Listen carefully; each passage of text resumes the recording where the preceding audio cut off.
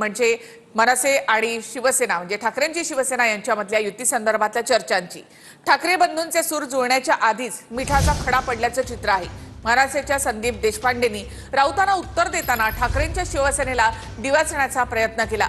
आम्ही नवीन पण कधी केमछो वरळी म्हणून कुणाचे पाय चाटले नाहीत असं ट्विट देशपांडे यांनी केलं। जिलेबी आणि फाफडा उद्धव ठाकरे आपडा असं आम्ही म्हणालो नाही अशी टीकाही त्यांनी केली।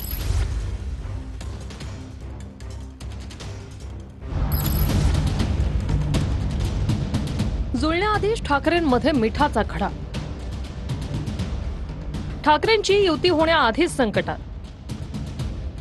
मनसे आणि ठाकरेंच्या शिवसेनेत होऊ घातलेली बहुचर्चित युती नेत्यांच्या शाब्दिक वादामुळे संकटात आली। गेले काही दिवस संजय राऊत आणि संदीप देशपांडेंमध्ये युतीवरून शाब्दिक वाद सुरू आहे। या वादामुळे जुळण्याआधीच दोन ठाकरेंच्या युतीत मिठाचा खडा पडल्याचं सुषमा अंधारेंच्या नव्या ट्विटवरून स्पष्ट झालंय। सुषमा अंधारेंनी एक ट्विट केलं, युती होण्यामध्ये जाणीवपूर्वक कोणी कितीही मिठाचा खडा टाकण्याचा प्रयत्न केला तरी महाराष्ट्र आणि मराठी माणसाच्या हितापुढे सगळ्या प्रकारच्या टीका टिप्पणी क्षुल्लक आहेत। आपण संयमी नेतृत्वाचे शिलेदार आहात, सकारात्मक आहोत, राहू, महाराष्ट्र द्रोह्यांचे मनसुबे हाणून पाडू। महाराष्ट्राचं आणि मराठी माणसाचं हित जोपासताना जो कोणी मराठी माणसासाठी लढत आहे तो माणूस सोबत घेण्याला आपण सकारात्मक राहायला हवं। असा मिठाचा खडा टाकणाऱ्या लोकांकडे आपण दुर्लक्ष करणे जास्त योग्य असेल। हे ट्विट संदीप देशपांडेंना उद्देशून असल्याचं स्पष्ट आहे। या ट्विटवरून नेत्यांच्या शाब्दिक वादांमुळे युती होण्याआधीच संकटात असल्याचंही स्पष्ट झालंय। संदीप देशपांडेंनी राऊतांना चमकोगिरी आणि चमचेगिरी बंद करा असे टोले लगावले होते। संदीप देशपांडे राजकारणात नवीन आहेत असं प्रत्युत्तर राऊतांनी दिलं होतं। देशपांडे राऊत वादाचा अंक आजही पाहायला मिळाला। आमची भावना ही आहे की सगळ्या मराठी माणसांनी रस्त्यावर उतरून या गोष्टीचा निषेध केला पाहिजे। फक्त 9 वाजता बोलबच्चनगिरी करून काही साध्य होणार नाही। संदीप देशपांडेंनी उद्धव ठाकरेंवरही जहरी टीका केली। ज्यांना आमदारांच्या मनातलं कळत नाही त्यांना सर्वसामान्य जनतेच्या मनातलं काय कळणार, अशी टीका संदीप देशपांडेंनी उद्धव ठाकरेंवर केली। उद्धव ठाकरे असं म्हणाले की शिवसैनिकांच्या मनात आहे, राज्याच्या मनात आहे, तेच होईल। मुळात उद्धव ठाकरेंना राज्याच्या मनातलं आणि शिवसैनिकांच्या मनातलं कळतं का या थिअरीवरच माझा विश्वास नाही। 2022ला स्वतःचे 30-40 वर्ष सहकारी असणारे आमदार त्यांच्या मनात काय चाललंय हे ज्या पक्षप्रमुखाला कळत नाही, स्वतःचे 40 आमदार आपल्याला सोडून चालले, त्यांच्या मनात काय चाललंय हे ज्या माणसाला कळलं नाही त्याला जनतेच्या मनातलं काय आणि कसं समजणार। मी वारंवार सांगतो की उद्धव ठाकरे आणि राज ठाकरे हे दोन नेते किंवा भाऊच निर्णय घेतील। हे दोन भाऊच निर्णय घेतील। आज जे बोलतायत ते राजकारणामध्ये फार उशिरा आलेले। ठाकरे बंधूंना किंवा ठाकरे कुटुंबाला मी अनेक वर्ष पाहतो जवळून आणि ओळखतो, म्हणून मला माहिती आहे। राजकारणात नवीन आहे या राऊतांच्या टीकेला देशपांडेंनी ट्विट करत प्रत्युत्तर दिले। होय, आम्ही नवीन आहोत, पण कधी केमछो वरळी म्हणून कोणाचे पाय चाटले नाही। जिलेबी आणि फाफडा उद्धव ठाकरे आपडा असं म्हणालो नाही। मुस्लिमांची मतं मिळवण्यासाठी 20,000 केसेस आपल्याच भावाच्या कार्यकर्त्यावर टाकल्या नाही याचा आम्हाला अभिमान आहे। आम्ही नवीन आहोत, तुम्ही जुने असून काय उपटली, असं ट्विट संदीप देशपांडेंनी केले। या ट्विट नंतर ठाकरेंच्या शिवसेनेचे शरद कोळींनी देशपांडेंवर भाजपचं काम करत असल्याचा हल्लाबोल केलाय। खरं संदीप देशपांडेंनी पद घेतलंय मनसेचं पण काम करतोय भाजपाचं, आणि संदीप देशपांडेच्या बायकोला भाजपनं मदत केलेली आहे, त्यांना शासकीय पदावर घेतलेलं आहे हे देखील आमच्याकडे माहिती प्राप्त झालेली आहे। त्याची संपूर्ण माहिती आम्ही काढत आहोत, लवकरच तुमच्या समोर आणणार आहोत। देशपांडे साहेब, तुम्ही किती जरी वरडला, किती जरी बोंबलला, तुमच्या पोटात किती जरी दुखायला लागलं ना, युती होणार म्हणजे होणारच, दोघं भाऊ एकत्र येणारच, असे तुमच्यासारखे चिल्लर पार्टी किती जरी वाजली तर काही त्याचा उपयोग होणार नाही। युती होण्याआधीच नेत्यांमध्ये शाब्दिक वाद विकोपाला गेलाय। त्यामुळे युती होण्याआधीच फक्त मिठाचा खडा नव्हे तर दोन्ही ठाकरेंमध्ये नेत्यांनी मिठाचा डोंगर उभा केलाय। शिंदेंची शिवसेना आणि भास्कर जाधवांमध्ये आता जुंपली आहे। भास्कर जाधवांनी शिंदेंच्या शिवसेनेवर जाहीर टीका केली। त्यानंतर नौटंकी सोंगाड्या असं म्हणत रामदास कदम यांनी जाधवांवर पलटवार केला। निवडून येणार नाही म्हणून जाधवांकडनं निवृत्तीवर भाष्य केलं जातंय असं रामदास कदमांनी म्हटलं. हे जे कोणी नालायक लोक जे गेलेत, ज्यांना ह्या पक्षाने अनेक गोष्टी दिल्या, मंत्रीपद संत्रीपद दिली, ते आज सकाळ संध्याकाळ उद्धव साहेबांना आणि त्यांच्या पक्षाला शिव्या देतात. ते चांगलं आहे? ते चांगलं आहे का? पर्यायानं महाराष्ट्रामध्ये मी एक विचार मी पोहोचवलाय की हे नालायक लोक ज्या पद्धतीने शिव्या देत आहेत त्यांनी भास्कर जाधवच्या विधानाचा अर्थ घ्यावा की जो पक्ष मी सोडला त्या पक्षानं मला इतकं दिल्यानंतर मी सोडला, ही माझी चूक आहे. हे मी बोलून एक प्रकारचा मेसेज पाठवलाय की आपण किती नालायकपणा करावा, आपण किती हरामखोरपणा करावा, आपण किती नीचपणा करावा, आपण कोणत्या भाषेमध्ये बोलावं, याला कुठेतरी लगाम घातली जाईल. समाजामध्ये कोण नाही कोणतरी चार प्रश्न विचारेल, अरे तो भास्कर जाधव पक्ष सोडल्याबद्दल किती प्रामाणिकपणे बोलतोय बघा. भास्कर जाधववरती बोलण्या एवढी मोठी त्याची अवकात नाहीये. एवढा मोठा माणूस नाहीये तो. आता बघा, 2095ला शिवसेना प्रमुखांना विनंती करून मी त्यांना तिकीट द्यायला लावली होती. 95 पासून 2005 पर्यंत 6 टर्म होतात, पण भास्कर जाधव बोलताना मी 8 वेळा निवडून आलो. उसकी आदत आहे, म्हणजे त्याची भास्कर जाधवची पद्धत ही आहे, खोटं बोल पण भेटून बोल. उसको आम्ही त्याला सोंगाड्या म्हणतो, सोंगाड्या. नौटंकी करण्यामध्ये भास्कर जाधवचा कोण हात पकडणार नाही, म्हणून याला आम्ही सोंगाड्या म्हणतो, कधी नौटंकी याची म्हणतो. याला प्रसिद्धीची प्रचंड हवा आहे. काही बोलतं, हे काही बोलतं.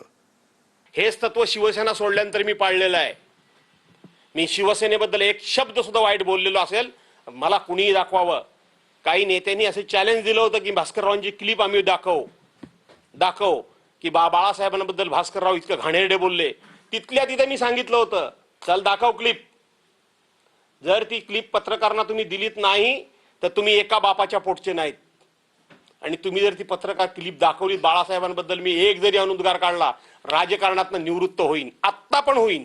बाळासाहेबांबद्दल, शिवसेनेबद्दल एक शब्द सुद्धा वाह्यात काढलेला नाही, मी चुकीचा काढलेला नाही. हे काय नालायक लोक सांगतात मला. ज्यावेळेला हे सगळे आमदार सुरतला गेले त्यावेळेला भास्कर जाधव पण सुरतच्या बॉर्डर पॉईंट जाऊन आले आणि एकनाथ शिंदेने त्यांना सांगितलं, बाबा तुम्हाला आता घेता येणार नाही, नंतर तुमचा विचार करू. अशी चर्चा माझ्या कानावरती आलेली आहे. सगळ्यात आधी भास्कर जाधव गेले होते धावत, अशी चर्चा माझ्या कानावरती आलेली आहे. आणि म्हणून भास्कर जाधव काल जे बोलत होता, मी शरद पवारांना सोडली, चूक केली, तुझ्या हातावर त्या गुळखोबरा ठेवला होता कोणी. शिवसेनेतना बाळासाहेबांना सोडून शरद पवारकडे गेलास, शरद पवारांना सोडून पुन्हा उद्धव ठाकरेकडे आलास, आता उद्धव ठाकरेकडे म्हणतोस मी चूक केली इथं येऊन. म्हणून हा माणूस राक्षसी महत्वाकांक्षी आहे. हा माणूस इव्हन यांच्या मुलाचं की मुलीचं लग्न होतं महाबळेश्वरला, पवारसाहेब दुपारी 2 वाजता आले होते, तेव्हा पवारसाहेबांच्या पायावरती डोकं ठेवून नवरा बायको दोघे ओक्साबोक्स लढले आणि साहेब आमच्याकडनं चूक झाली, आमच्याकडनं चूक झाली. तिथे बोललेत ते, मला माहिती आहे, मला सगळं माहिती आहे. वेळा वेगवेगळ्या निवडणुका जिंकल्यानंतर आता थांबावं असं वाटतं. हा माझं वैयक्तिक मत झालं. हे कोणावर नाराजी किंवा कोणी मला निवृत्त व्हायला सांगितलं, माझ्यामध्ये लढण्याची धमक आहे. मला असं वाटतंय की प्रत्येक मैदानावर जाऊन लढण्याचं काम मी करतोय. हे नाराजीचे संकेत आहेत. ही नाराजी आहे. मी आहे त्या ठिकाणी ठाम पाय रोवून उभा आहे. ही नाराजी आहे. आज मी जिल्हा परिषद, पंचायत समिती आणि नगरपालिकेची निवडणुकीची जबाबदारी मी स्वतःहून अंगावर घ्यायचा निर्णय घेतोय आणि उतरणार आहे. तो असा तसा नाही उतरणार आहे, पक्षाला यश मिळवून देण्याकरताच उतरणार आहे. ही नाराजी आहे. याला नाराजी म्हणतात. तर मला वाटतं घरी बसणं, गप्प, पक्षाच्या कामात कुठेही झोकून न देणं, याला काय म्हणायचं. आणि म्हणून काही नाराजीचा संबंध नाही. मी निवडून येणारच नाही आणि म्हणून आता तो मी निवृत्त होणार म्हणून घोषणा करून टाकतोय, म्हणजे स्वतःच मी घरी बसणार असं नौटंकी करतोय. ते काही नाही, पुढच्या वेळेला तो निवडून येऊ शकत नाही, मला माहिती आहे ना. आता काठावर निवडून आला आणि नवीन उमेदवार होता आमचा, त्याला फक्त 10-15 दिवस मिळाले होते. त्यांनी याला फेस आणला, ते आता काय निवडून येते.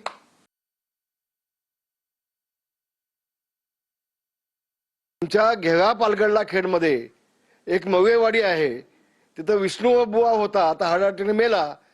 2009 मध्ये तुझ्या घरातली कुठलीही महिला लिंबू आणि नारळ घेऊन जायची त्याच्याकडे, त्याचं नाव सांगितलं ना तर मागास राहवेल, तुझी अडचण होईल. आणि त्या महिलेसोबत कोण यायचं त्याचं नाव पण मी सांगेन. काळी विद्या करून तू आणि तुझी फॅमिली दमली, तू कशाला दुसऱ्याला बोट दाखवतोयस? आणि म्हणून भास्कर जाधव धादांत खोटा बोलणारा माणूस आहे, धादांत खोटा बोल. तर भास्कर जाधवांनी निवृत्तीचे संकेत दिल्यानंतर राऊतांनी प्रतिक्रिया दिली आहे. भास्कर जाधव मुंबईमध्ये आल्यावर उद्धव ठाकरे त्यांच्याशी बोलतील असं संजय राऊत म्हणाले. तर मी माझी शिवसेनेमध्ये घुसमट होते असा त्याचा अर्थ काढू नका असं भास्कर जाधव यांनी म्हटलंय.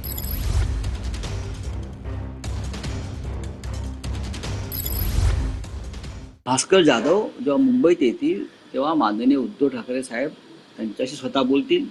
कडवट शिवसैनिक आहेत, आक्रमक आहेत, छान बोलतात, छान लढतात. आता अशा आमच्या भास्कर जाधवांच्या मनात काय आहे, काय वेदना आहे ते मी नक्की समजून घेऊ, ते आमचेच आहे. मी घुसमटून जाणारा माणूस नाही, मी कुठल्याही पक्षात घुसमटणारा नाही. पहिली गोष्ट, मी पवार साहेबांना सोडल्याची चूक केली हे मी बोललो, मी नाकारणारा नाही. मी पवार साहेबांना सोडल्याचं राजकीय चूक केली हे बोललो म्हणजे माझी शिवसेनेमध्ये घुसमट होते असा त्याचा अर्थ काढण्याचं काही कारण नाही. तर पुणे रेल्वे स्टेशनच्या नामांतरावरून सध्या वाद पेटलाय. पुणे रेल्वे स्टेशनला थोरल्या बाजीराव पेशव्यांचं नाव द्या अशी मागणी भाजपच्या राज्यसभा खासदार मेधा कुलकर्णी यांनी केली. तर पुणे रेल्वे स्टेशनला गोपाळकृष्ण गोखले किंवा फुलेंचं नाव द्या असं अंकुश काकडे यांनी म्हटलंय. तर महात्मा फुले यांचं नाव द्या अशी मागणी सचिन खरात यांनी केली आहे. जे रेल्वे स्टेशन असतील, एअरपोर्टचे एअरपोर्ट्स असतील, त्या सगळ्यामध्ये आपल्या भारत देशाचा इतिहासाचं रिफ्लेक्शन हे जाणवतं. त्यामुळे याचं रिफ्लेक्शन हे व्हावं, याचं रिनोव्हेशन करताना याची मागणी केली. आणि प्रामुख्याने श्रीमंत थोरले बाजीराव पेशवे यांचं नाव या स्टेशनला द्यावं, हे नाव रेल्वे स्टेशनला द्यावं ही सुद्धा मागणी केली. पुणे स्टेशनचं नाव बदलू नये अशी आमची भूमिका आहे. द्यायचंच असेल नाव तर महात्मा ज्योतिबा फुले रेल्वे स्टेशन किंवा नामदार गोपाळकृष्ण गोखले रेल्वे स्टेशन असं नाव देण्यात यावं. त्यांनी देखील या शहरासाठी आणि त्यांच्या क्षेत्रामध्ये केलेलं काम हे निश्चितच दखल घेण्यासारखं आहे. मेधा कुलकर्णी यांनी पुणे रेल्वे स्थानकाला थोरले बाजीराव पेशवे यांचं नाव देण्यात यावं अशी मागणी केल्याचं समजत आहे. पेशव्यांच्या काळामध्ये पेशव्यांनी हीच राज्याभिषेक बंद करून फसलीशक निर्माण केली. आमची स्पष्ट मागणी आहे की पुण्याच्या रेल्वे स्थानकाला थोरले बाजीराव पेशवे यांचं नाव देऊ नये. पुण्याच्या रेल्वे स्थानकाला क्रांतीसूर्य महात्मा ज्योतिराव फुले यांचेच नाव देण्यात यावे. तर विधानभवनामध्ये शंड बसले तसं वादग्रस्त वक्तव्य मनसे नेते संदीप देशपांडे यांनी केलं.